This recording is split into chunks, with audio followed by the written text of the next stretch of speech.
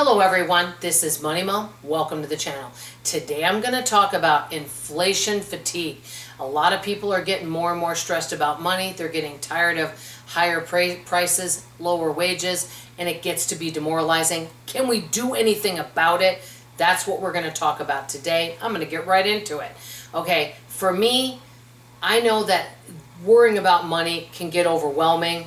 It causes sleepless nights. But we all know worrying is not an action, right? It just causes more harm to us than anything, and it doesn't solve anything. So what can we actually do? I'm going to tell you some things I've done.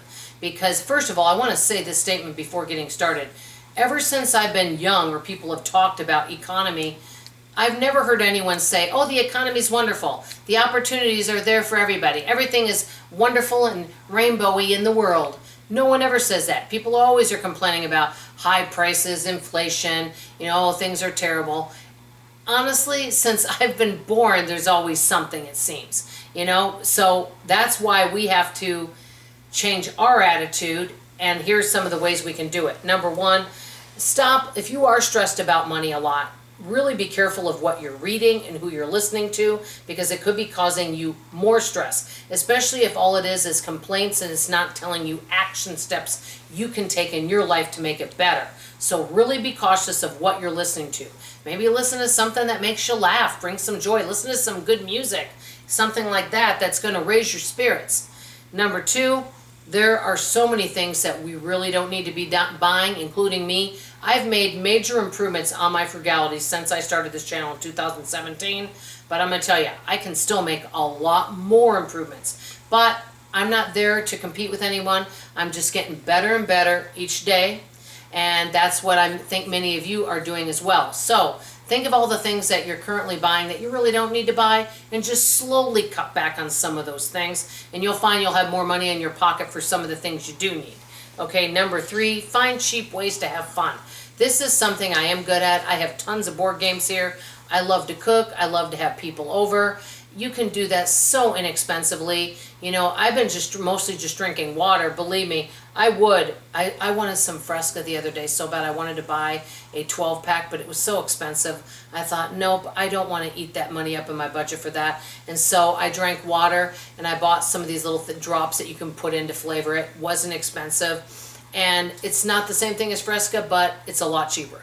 So find cheap ways to have fun and to do things, find alternatives, and just have some fun. I think we all need more fun in our life. Okay, number four, and I have done this, I want to share about this. Create a community where you can support one another in all areas. I used to have a coupon meeting at my house. This is back when I was an extreme couponer. Not like the TV show, on a way smaller scale. We would meet together and have coupon meetings, but we would share clothes, we would share foods that we weren't using, we would talk about job leads, we would share everything like that, knowledge that we have, and it was really wonderful. And so you had a community of people that all supported each other.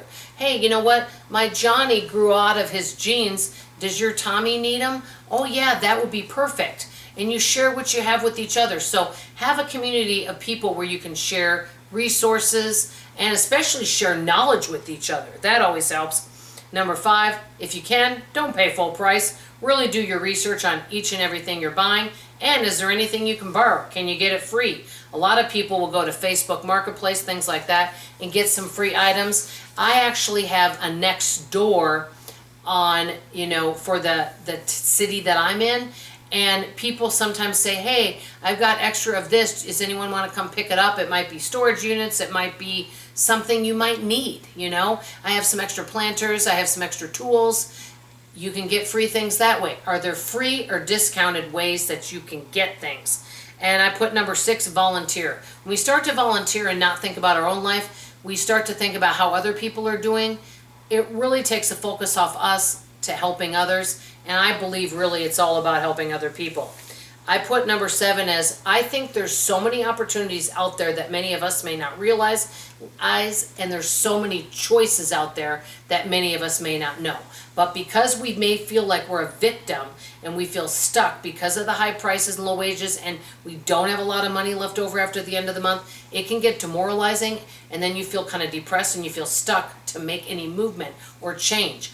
but we want to be able to be the change and be able to change something in our life. And so we've got to figure something out. So there's a lot more opportunities out there. We just have to do our research. That's where community comes in. And then I put number 8, instead of hanging around people that are moaning and groaning about the economy, hang around people that are building wealth, that are doing incredible things with their life. Hang around folks that are goal-oriented and success-minded people, and you will become like that. I've heard before, we're like the 5 people we hang around. So that's something to think about too. Here's some ways to fight inflation fatigue. Remember, I am not walking in your shoes. I do not know your circumstances. I'm just simply giving some ideas. So let me know in the comments below, what are some ways, positive ways, that you fight inflation fatigue? That's all I have to say for now. I love you, I appreciate you, and I sure hope to see you on tomorrow morning's video. Bye-bye now.